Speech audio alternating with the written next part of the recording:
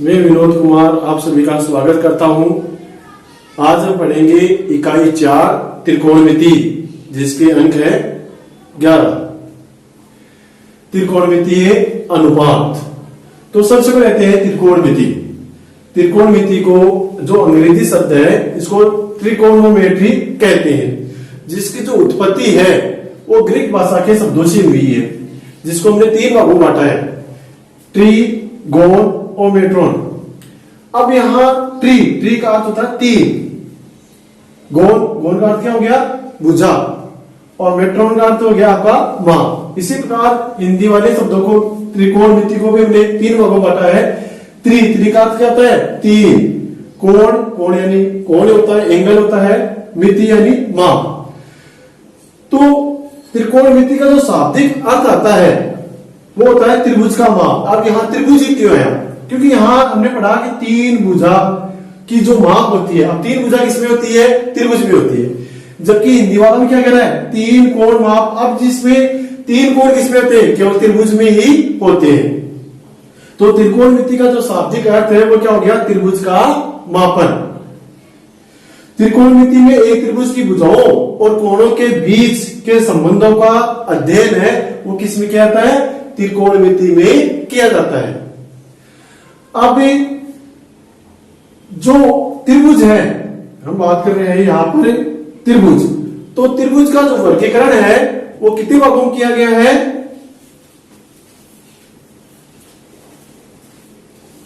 त्रिभुज का वर्गीकरण 2 भागों में हमें कर सकते हैं। त्रिभुज का वर्गीकरण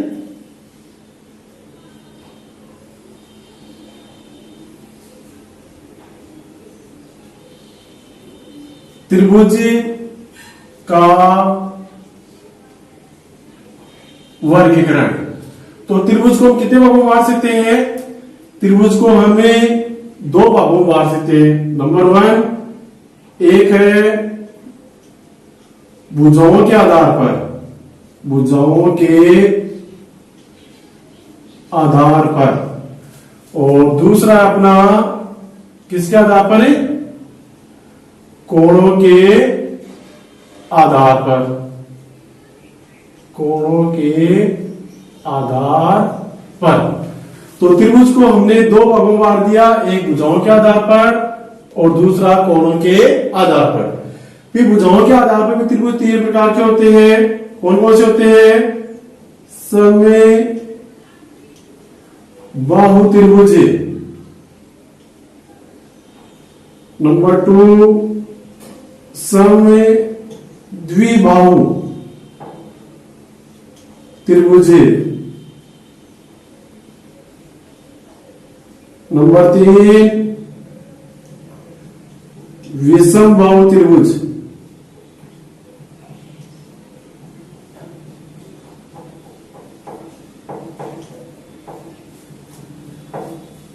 कोणों के आधार पर भी 3 प्रकार के होते हैं। नंबर 1 न्यून कोण त्रिभुज,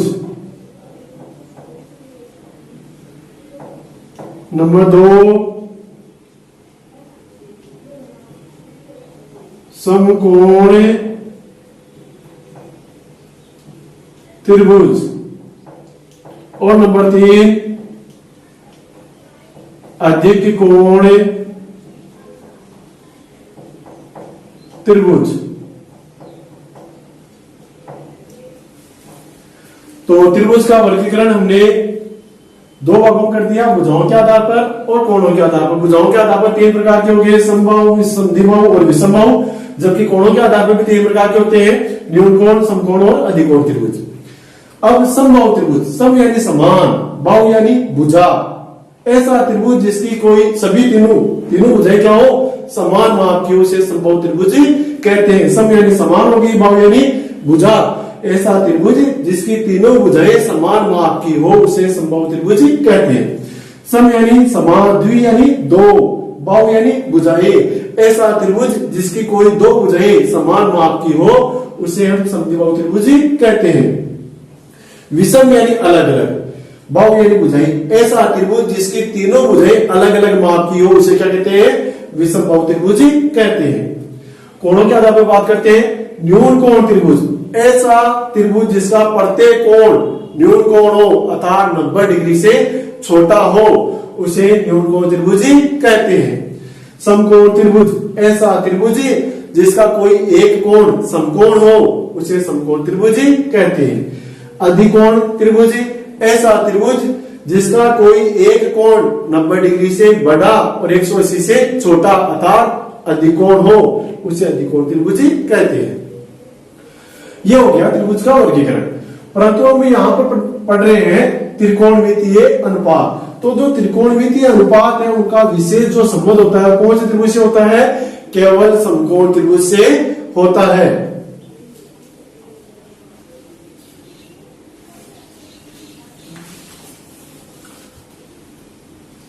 समकोण त्रिभुज लेते हैं ए बी और सी, इसमें जो कोण बी है वो समकोण है, 90 डिग्री का है। तो ये त्रिभुज है जिसका कोण बी क्या है, 90 डिग्री का है, इस कारण से इसको समकोण त्रिभुज कहेंगे। अब समकोण त्रिभुज में जो सबसे बड़ी भुजा होती है उसको क्या बोलते हैं, हमें कर्ण बोलते हैं। तो ये हो गया आपका कर्ण, क्योंकि बी समकोण है और इसकी सम्मुख भुजा यानी सामने वाली भुजा कौन सी है, ऐसी है, तो ऐसी क्या होगी, कर्ण होगी। अर्थात जो कर्ण होता है वो समकोण त्रिभुज में सबसे बड़ी भुजा होती है। इसके बाद में अब अपने पास दो कोण बच गए, एक तो ए और एक सी, दो कोण बच गए। अब इन दोनों कोणों में मान लेते हैं कि ए और सी दो सदस्य एक परिवार के। अब ए और सी है तो इनमें से क्या होगा, एक मुखिया तो होगा परिवार का, भाई ए और दो सदस्य हैं परिवार में, तो उस परिवार का क्या होगा, एक हमें मुखिया तो नियुक्त करना पड़ेगा। मान लेते हैं कि इसका जो मुखिया है वो कौन सा है, सी है। क्या इसका मुखिया सी है, जिसका हमने इस कोण को क्या नाम दे दिया यहाँ पर, थीटा, या सी भी रख सकते हैं। क्या दे दिया इसका नाम हमने, थीटा। तो इसके सामने वाली भुजा अर्थात इसकी सम्मुख भुजा क्या होगी, लंब होगी। थीटा की सम्मुख भुजा यानी कौन सी था, हमने यहां नाम दे दिया, तो इसकी सम्मुख भुजा कौन सी है, ए बी है, इसे क्या बोलेंगे हमें, लंब। अब रहेगी बीसी भुजा, कौन सी भुजा रहेगी, बीसी भुजा। तो ये जो बीसी भुजा है ये क्या कर रही है, देखिए यहां पर 90 डिग्री कौन बढ़ रहा है और इधर क्या बढ़ रहा है, थीटा बढ़ रहा है, तो इसको क्या बोलेंगे हमें, आसन भुजा। आसन भुजा, और इस आसन भुजा को क्या बोलेंगे हमें, आधार। क्या बोलेंगे इसको, आधार। आसन नाम क्यों पड़ा इसका, क्योंकि देखिए इस भुजा पर जैसे मान लो त्रिभुज खड़ा हुआ है, एक प्रकार से ये त्रिभुज इसके ऊपर बैठा हुआ आसन है इसका, इसलिए इसको क्या बोलेंगे, आसन भुजा। और थीटा, ये थीटा की क्या होगी, ये थीटा की सम्मुख भुजा है। ये क्या है, थीटा की सम्मुख भुजा है। और ये किसकी है, कोण बी की सम्मुख यानी 90 डिग्री की सम्मुख भुजा है, जो सबसे बड़ी होती है, और ये क्या कहलाती है, कर्ण कहलाती है। अब हमने 9th क्लास में ये पढ़ा है कि एक जो समकोण त्रिभुज होता है उसकी भुजाओं में एक विशेष संबंध होता है। क्या नाम है उस संबंध का, तो हमने पढ़ा था पाइथागोरस प्रमेय, या क्या नाम है इसका दूसरा, बोधायन प्रमेय। क्या कहती है बोधायन प्रमेय या पाइथागोरस प्रमेय, कि किसी भी समकोण त्रिभुज में कर्ण का वर्ग अन्य दोनों भुजाओं के वर्गों के योग के बराबर होता है। क्या कहती है ये, किसी भी समकोण त्रिभुज में कर्ण का वर्ग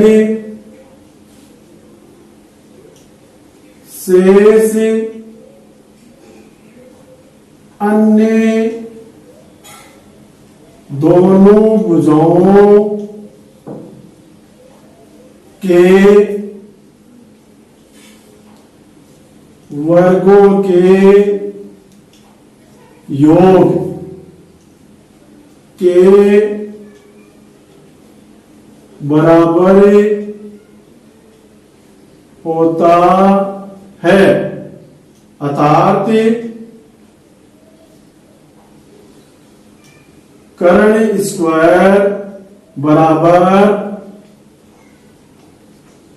आधार स्क्वायर प्लस लंबे स्क्वायर होता है। ये होगी अपनी बोधायन प्रमेय या पाइथागोरसी प्रमेय।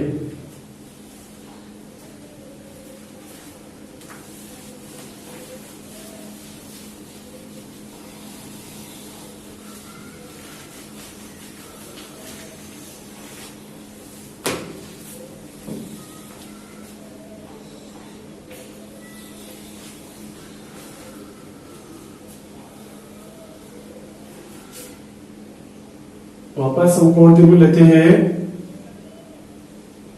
यह आपका ए बी और सी समकोण त्रिभुज हो गया। कौन सा समकोण त्रिभुज? समकोण त्रिभुज एबीसी में कोण भी क्या है, कितना डिग्री का है? 90 डिग्री का है।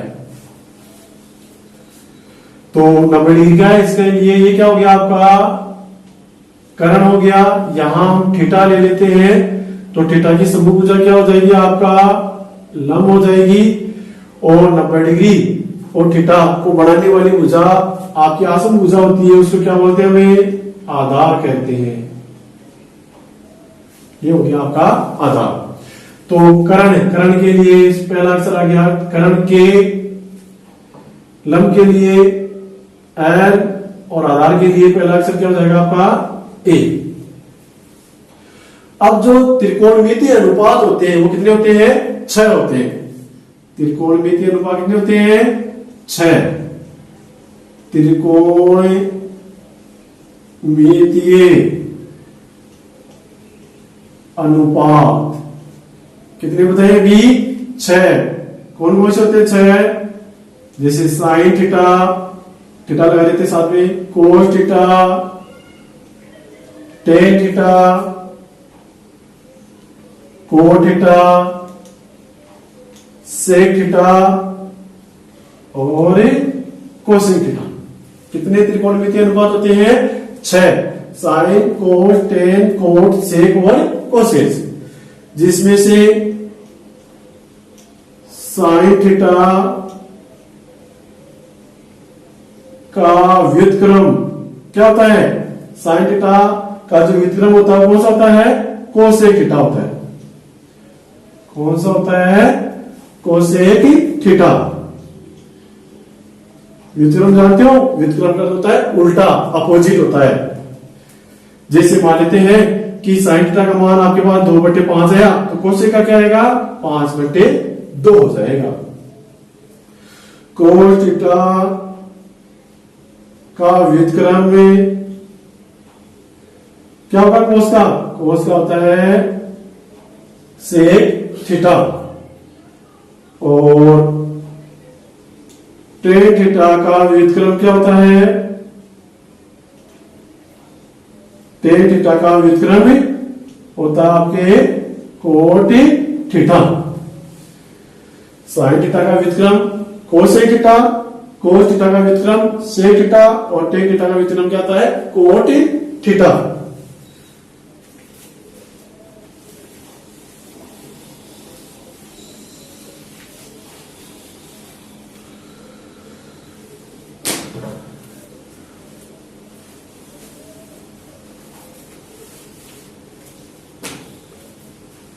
सूत्र लेते हैं, इसमें देखिए कैसे बढ़ाएंगे। तो सबसे पहले लेते हैं हमें साइन थीटा नंबर 2 संख्या से लेते हैं वापस एक बार। 3 आ गया आपके, कौन सा था? टेन। 4 कौन सा था? कोट। 5 नंबर आ गया आपके सेक, 6 नंबर आ गया आपके कोसेक थीटा। अब देखो कैसे बनाएंगे इनको। तो इनको याद रखने के लिए आप क्या लिख सकते हैं, लाल बटे कका, लाल बटे कका की सहायता से छठे छह सूत्र को बनाएंगे। तो यहां जो सबसे पहले वो किसका है, साइन थीटा का है, दूसरा कोस थीटा का है और तीसरा किसका है, टेन थीटा का है। तो साइन थीटा वाले में क्या लिखा हुआ है, एल बटे के, एल बटे के लिखा हुआ है। एल का अर्थ क्या बताया था अभी, एल का अर्थ बताया था मैंने लंबे। तो ये हो गया लंबे। के का अर्थ क्या बताया था, कर्ण। इसी प्रकार कोस का बताओ, कोस का है ए बटे के, ए का क्या अर्थ होता है, आधार, ए का अर्थ हो गया आधार, और के का क्या होता है, कर्ण होता है। टेन का क्या हो गया, देखो एल बटे ए, एल बटे ए, एल का अर्थ क्या होता है, लंबे, और ए का क्या होता है, आधार। कोट, कोट किसका व्युत्क्रम था, कोट था टेन का व्युत्क्रम, यानी उल्टा, उल्टा कर दो इसका।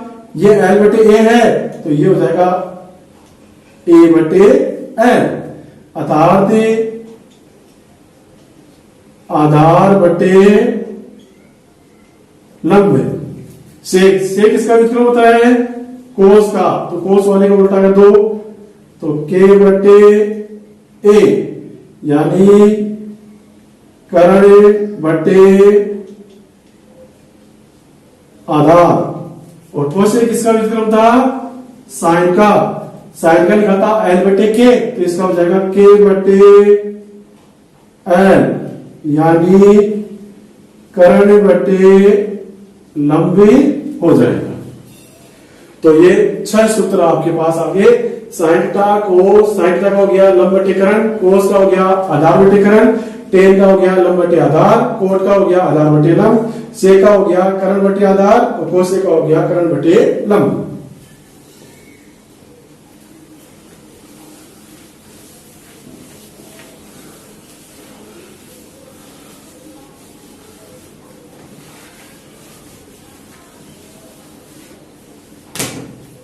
अब जैसे मान लेते हैं कि साइन थीटा का जो मान है वो 2/5 है एक बार, तो बताइए कोसेक का क्या आएगा, कोसेक थीटा का मान क्या आएगा, कोसेक किसका अपोजिट होता है, साइन का, तो इसका क्या हो जाएगा 5/2 हो जाएगा। क्या हो जाएगा 5/2।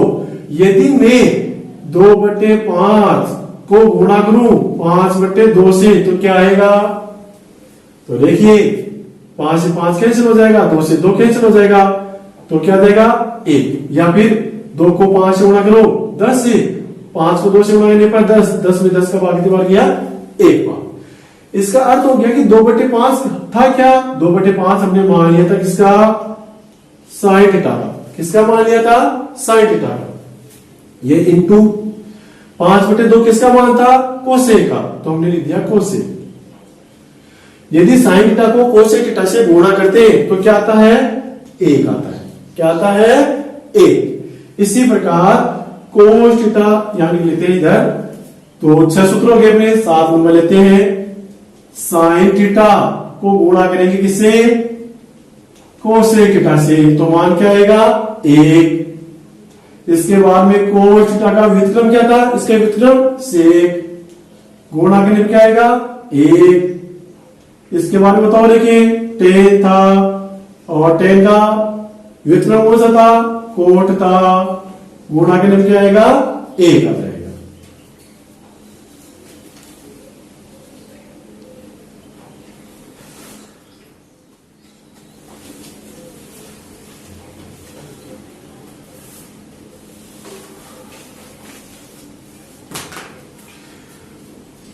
हमने 7वां जो सूत्र लिखा है वो क्या लिखा है, sine theta into cosec theta बराबर क्या होता है, 1 होता है। Sine theta into cosec theta बराबर क्या लिखा है, 1 लिखा है। एक समीकरण लेते हैं, जैसे 2x बराबर 5 लिखा हुआ है, 2x बराबर क्या है 5 है, तो अक्स की वैल्यू कैसे याद करेंगे बताओ देखिए। तो अक्स बराबर क्या आएगा, फटाफट बताओ देखिए। तो अक्स बराबर आ जाएगा, ये किसमें है 2, गुणा में हो रहा है, तो गुणा में होती है वो काम चल जाती है भाग में, तो 5/2। इसी प्रकार इसको sin थीटा बराबर सोल्व करो, देखिए क्या आएगा। इसको sin थीटा बराबर सोल्व करो क्या आएगा। यदि इसको sin थीटा बराबर सोल्व करते हुए क्या आएगा, ये कोसेक थीटा इससे क्या हो रहा है, गुणा हो रहा है, तो कोसेक इसके बटा में चला जाएगा, तो 1/कोसेक थीटा हो जाएगा। इसी प्रकार बताओ देखिए, यदि कोसेक थीटा बराबर सोल्व करें तो कोसेक थीटा बराबर सोल्व करें तो अब की बात क्या चल जाएगा, साइन बटा में आ जाएगा। तो इस प्रकार दो सूत्र बन गए इसके।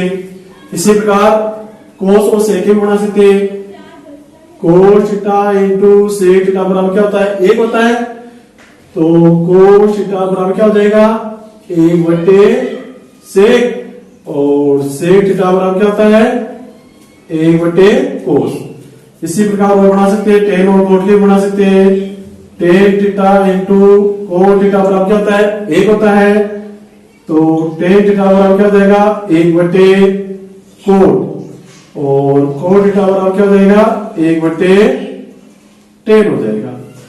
तो अपने पास कितने सूत्र आ गए, 1 2 ये 3 आ गया, 4 ये 5 और ये 6 सूत्र नहीं आ गए। या तो ऐसे याद कर सकते हैं, या कोई से डायरेक्ट भी याद कर सकते हैं, जैसे 6 के 6 वापस लिखते हैं, 10 11 12 13 14 और ये 15। सबसे पहले त्रिकोणमितीय अनुपात कौन सा था, साइन था, तो मैंने लिख दिया साइन, फिर कौन सा था कोस, फिर टेन, फिर कोट, फिर सेक, और इसके बाद में कौन सा था कोसेक था, बराबर लगा दिया। हाँ 6 लिखिए ऊपर से, अब नीचे से लिखना शुरू कर देंगे। तो नीचे से लिख दिया मैंने पहले sign, cos, tan, cot, sec और कोसेक। अब इनके सब में ऊपर क्या लिख दिया, 1 लगा देते हैं, ये लो सबके 1 लगा दिया। बड़े नहीं बड़े सूत्र बन गए। देखो साइन थीटा बराबर 1/कोसेक आया था, साइन थीटा बराबर 1/कोसेक, कोस थीटा बराबर 1/सेक आया था, देखो रे कोस का ये ना कोस 1/सेक, टेन थीटा क्या था 1/कोट, तो देखो टेन बराबर 1/कोट, कोट थीटा बराबर 1/10, ये रहा 1/10, सेक थीटा क्या था 1/कोस, तो सेक थीटा बराबर 1/कोस, और कोस सेक थीटा क्या था 1/साइन, तो कोस सेक थीटा बराबर 1/साइन थीटा। अब यहां पर जो 12 नंबर और 13 नंबर अर्थात टेन थीटा बराबर 1/कोट और कोट थीटा बराबर 1/10, ये दो सूत्र हैं जिनको हम यहां सबसे कम काम मिलेंगे। इन दो की जगह हम दूसरे सूत्र हैं वो काम मिलेंगे।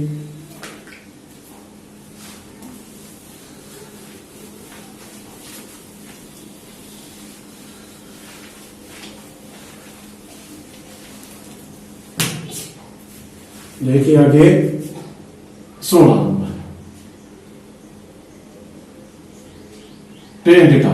टेन थीटा का हमने क्या पढ़ा था, टेन थीटा का पढ़ा था हमने कि ये क्या होता है लंब बटे आधार, पढ़ा था लंब बटे आधार पढ़ा था। एक उदाहरण देते हैं कि जैसे मान लो किसी की वैल्यू 3/4 है, टेन थीटा का मान लेते हैं कि टेन थीटा का मान है कितना है 3/4 है, टेन थीटा का मान कितना है 3/4 है। अब ये इसका अंश है और ये क्या है इसका हर है बिल का। अब अंश और हर दोनों में किसी समान संख्या का भाग दे देते हैं। किसका भाग देते हैं, समान संख्या का। जैसे मान लेते हैं कि मैंने दोनों में 5 का भाग दिया, ये ऊपर वाले में 5 का भाग दिया और नीचे वाले में 5 का भाग दे दिया, दोनों में 5 का भाग दे दिया। अब इस प्रकार से यदि कोई क्वेश्चन होता है तो हम उसको कैसे सोल्व करते हैं, साधारणतया उसको सोल्व करते हैं इस बिन में नीचे वाली बिन का भाग देना है तो ऊपर वाली बिन को क्या करते हैं वैसा का वैसा लिख लेते हैं, इंटू का चिन्ह लगाते हैं और नीचे वाली का व्युत्क्रम करके उसको गुणा कर देते हैं। व्युत्क्रम क्या हो जाएगा 5 4 नीचे आ जाएंगे, 5 से 5 कैंसिल हो जाएंगे तो 3/4 वापस से आ गया। इसका अर्थ है कि यदि हमें अंश और हर दोनों में किसी समान संख्या का भाग दे देंगे तो वो की वो संख्या वापस प्राप्त हो जाएगी। तो यहां पर भी ऐसे करते हैं, ये लंब बटे आधार है, दोनों में कर्ण का भाग देते हैं। किसका भाग देते हैं, कर्ण का। तो ये लिखा मैंने, लंब में किसका वाद्य दिया, कर्ण का, और आधार में भी किसका वाद्य दिया, कर्ण का वाद्य दिया।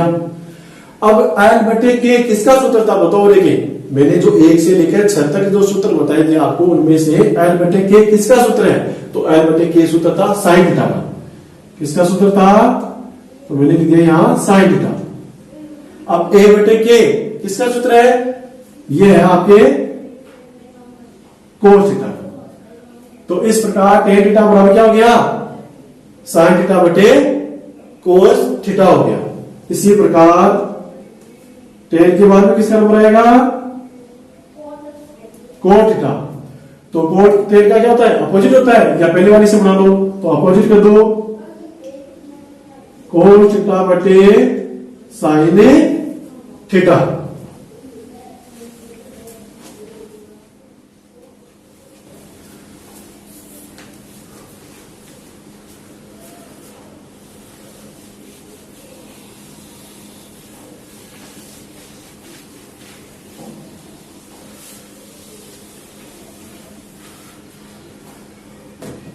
इसके बारे में लेते हैं बाकी त्रिकोणमितीय जो सर्व समीकरण है, वो अपने अगले चैप्टर यानी 7वें चैप्टर में बता दी जाएगी। इसके बारे में पढ़ते हैं अपने कुछ महत्वपूर्ण जानकारी। सबसे पहले लेते हैं गुणा, चलो गुणा ले लो,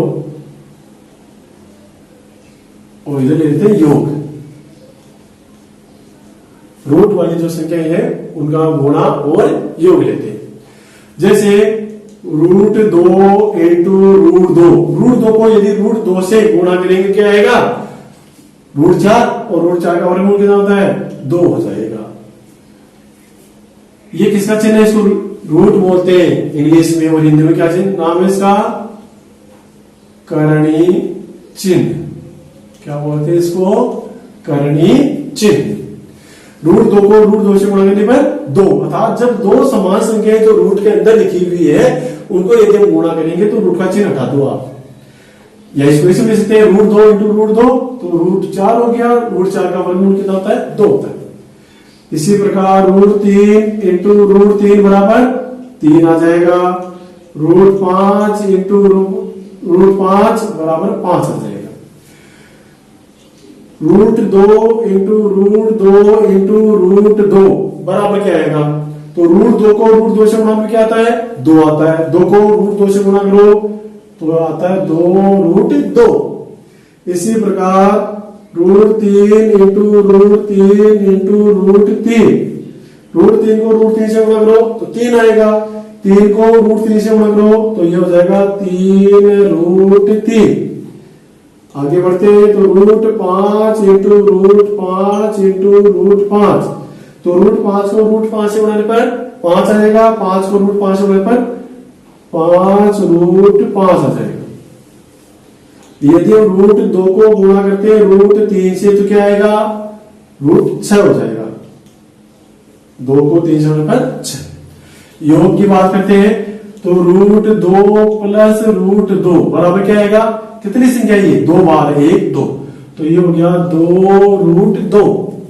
इसी प्रकार लिखते हैं √3 प्लस √3, तो क्या आएगा, कितनी बार है, ये भी 2 बार है, तो 2 √3।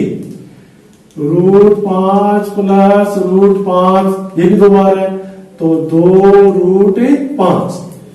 इसी प्रकार √2 प्लस √2 प्लस √2 क्या आएगा, कितनी बार है ये, 1 बार 2 बार 3 बार है, तो 3 √2। √3 प्लस √3 प्लस √3 क्या आएगा, 1 2 3 बार है, तो क्या आ जाएगा 3 √3। इसके बाद में क्या आएगा, लेते √5 प्लस √5 प्लस √5 कितने बार आया, 3 बार, 1 2 3, तो 3 √5। आप समझो इसको एक बार। एक होता है वर्ग और एक होता है घन। वर्ग का अर्थ होता है कि जो संख्या आपको दी हुई है उसको उसी से गुणा करना है, यानी वो संख्या कितनी बार गुणा होगी, 2 बार।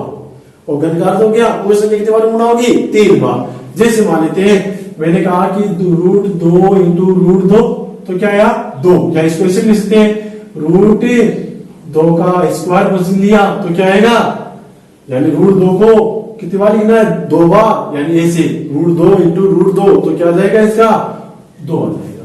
इसी प्रकार आपसे पूछ ले कि √3 का स्क्वायर बताओ लेके, तो क्या आ जाएगा, √3 इंटू √3 क्या बताया था अभी, 3 बताया था, तो 3 आ जाएगा।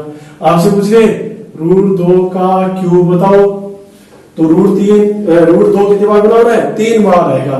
इस प्रकार से √2 इंटू √2 इंटू √2 तो क्या आ जाएगा 2√2।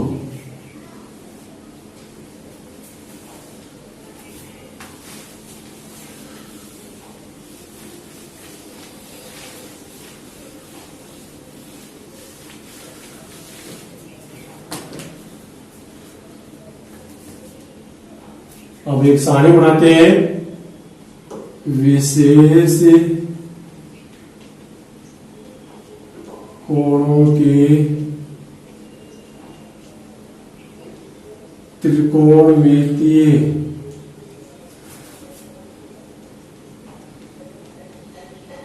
अनुपातों की सारणी या अनुपात सारणी लिखते हैं।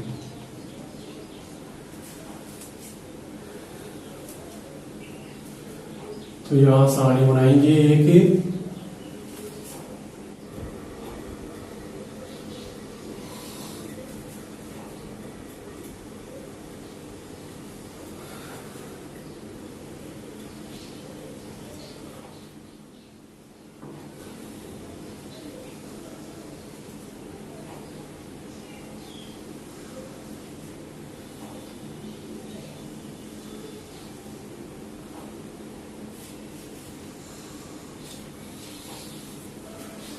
तो इसको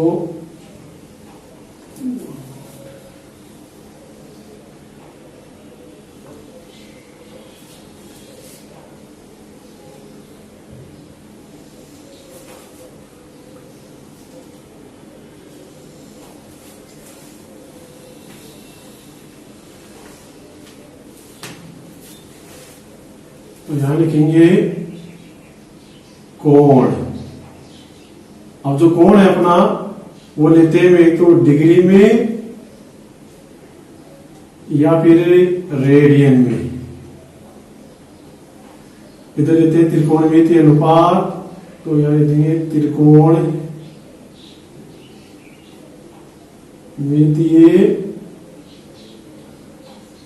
अनुपात। तो त्रिकोणमितीय अनुपात हमने पढ़े थे sine cos tan cot sec और कोसेक। डिग्री लेते हैं तो 0 डिग्री, 30 डिग्री, 45 डिग्री, 60 डिग्री और 90 डिग्री। अब इनको किस में चेंज करेंगे अपन, रेडियन में। तो हमने 9th क्लास में पढ़ा है कि डिग्री को कैसे चेंज करते हैं, तो 1 डिग्री बराबर होता है पाई बटा 180 रेडियन। 1 डिग्री बराबर क्या होता है, पाई बटे 180 रेडियन होता है। तो 0 डिग्री को उससे गुणा करेंगे तो 0 आएगा, तो ये भी रेडियन में 0 आ जाएगा। 30 डिग्री को रेडियन में चेंज करते हैं, तो पाई बटे 180 इंटू कितने से गुणा कर देंगे, 30 डिग्री के लिए तो 30 से गुणा कर देंगे। तो 0 से 0, 3 का मान 18 फिर 6। तो 30 डिग्री को रेडियन में कैसे लिख सकते हैं, पाई बटे 6 रेडियन।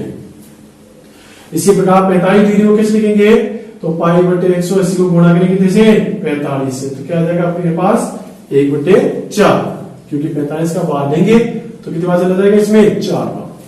तो पाई बटे 4 और ये कितना हो जाएगा, पाई बटे 3 और 90 डिग्री को यदि चेंज करेंगे तो पाई बटे 2 हो जाएगा। अब हमें 0, 30, 45, 60 और 90 का मान निकालना सीखेंगे। तो सबसे पहले क्या करते हैं, जो साइन डेटा है उस कॉलम में 0 से गिनती लिखना शुरू कर देंगे। तो 0, 1, 2, 3 और 4।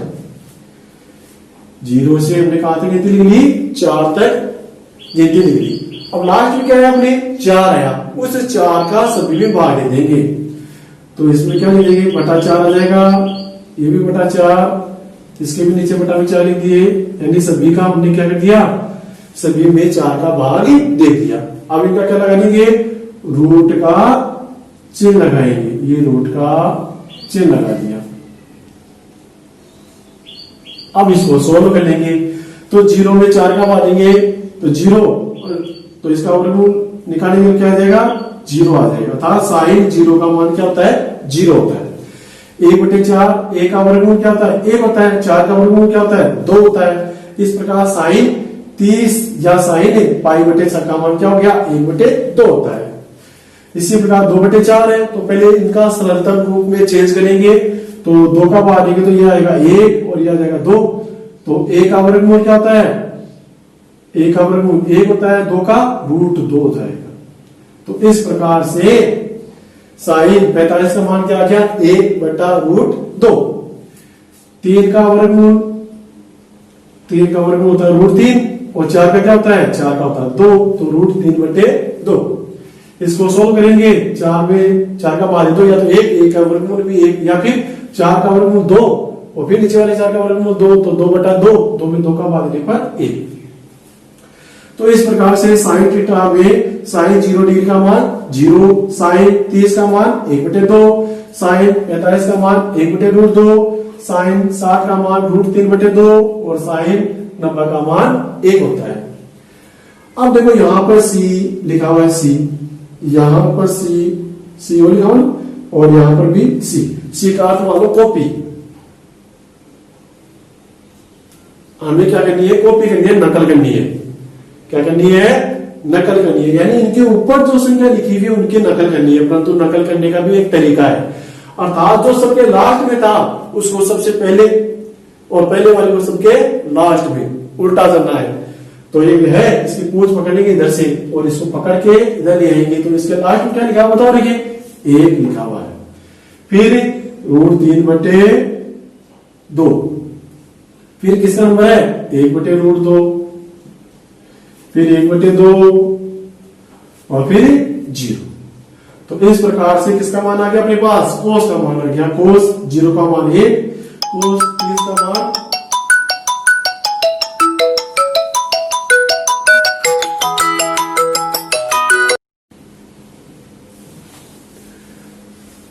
इस प्रकार कोस 0 का मान क्या हो गया अपने पास 1, कोस 30 डिग्री का मान √3/2, कोस 45 का मान हो गया 1/√2, कोस 60 का मान हो गया 1/2 और कोस 90 का मान हो गया 0। आगे बढ़ते हैं tan। तो tan थीटा का हमने एक सूत्र पढ़ा, अभी पढ़ा था ना लास्ट में, क्या पढ़ा था, sin/cos। tan थीटा बराबर हमने पढ़ा था कि sin/cos होता है, बस इसी सूत्र से इसका मान आ जाएगा। तो बताओ यहां 0 के लिए साइन का मान कितना है, 0 है, कोस का मान कितना है, 1 है। तो 0 में 1 का बांटेंगे तो क्या आएगा, 0 आएगा। अब 30 के लिए निकालते, 1/2 है साइन का मान, तो 1/2। किसका मान निकालना है, कोस का कितना है, इसमें √3/2 है, तो √3/2 है। इसको कैसे सोल्व करते हैं, तो इस बिन में इस बिन का भाग देना है, तो ऊपर वाली बिन को वैसा का वैसा लिखेंगे, गुणा का चिन्ह लगाएंगे, नीचे वाले का व्युत्क्रम कर देंगे यानी उल्टा करेंगे, तो 2 ऊपर चला जाएगा, √3 नीचे आ जाएगा, 2 से 2 कैंसिल हो जाएगा, 1 का 1 आ गया ऊपर, नीचे √3, तो 1/√3। इसी प्रकार आगे वाला सोल्व करेंगे, 1/√2 बटा में आएगा 1/√2, तो इसको भी सोल्व कर लो, 1/√2 फिर बटा में 1/√2, तो 1/√2 इंटू का चिन्ह लगाएंगे, नीचे वाले का व्युत्क्रम कर देंगे, तो क्या आ जाएगा, 1 ही आ जाएगा। इसको भी सोल्व करेंगे, तो यहां आ जाएगा √3/2 और नीचे क्या है, 1/2 है, तो √3/2 को गुणा करेंगे किससे, 2/1 से, तो नीचे क्या आ जाएगा इसके, केवल √3, नीचे लिखो तो लिखो, नहीं छोड़ दो, तो √3। 1/0 आएगा, 0 का बाद में क्या आता है, अपरिभाषित, इनफाइनाइट, अनंत। फिर वापस से क्या करते हैं, कोड के लिए ऊपर वाले का उधर से पूछ पकड़ के लिख लेंगे इधर से, यानी इसकी कॉपी करनी है तो कॉपी करेंगे इधर से, तो वापस क्या आ जाएगा इनफाइनाइट, इसके बाद में √3, फिर 1/√3 और 0। अब किसका नंबर है, सेक। तो सेक के लिए क्या सूत्र है अपने पास, सेक का सूत्र, सेक किसका व्युत्क्रम है बताओ, लेकिन सेक किसका व्युत्क्रम बताया था, सेक व्युत्क्रम बताया था मैंने कोस का। तो कोस का व्युत्क्रम करना है यानी उल्टा करना है, तो कोस है 1, अब नीचे मैंने 1 लिख दिया, जैसे 1 लिखा हुआ है इसके नीचे क्या लिख दिया 1, तो 1/1 को उल्टा करेंगे तो वापस 1 आ जाएगा, तो 1 करो इसका व्युत्क्रम, 2 ऊपर चले जाएंगे और √3 नीचे आ जाएंगे, इसमें √2 ऊपर 1 नीचे 1 लिखने की जरूरत नहीं है, तो √2 इसमें 2 और इसके नीचे 1 लिखेंगे तो 1 ऊपर जाएगा, 0 क्या आएगा नीचे, 0 का बाद में क्या आएगा इनफाइनाइट, अनंत हो जाएगा या अपरिभाषित। वापस इसकी कॉपी करनी है तो वापस कॉपी कर लो, इनफाइनाइट, फिर 2, फिर √2, 2√3 और लास्ट में क्या जाएगा 1। इस प्रकार से हम इस सारणी को पूरा बना सकते हैं।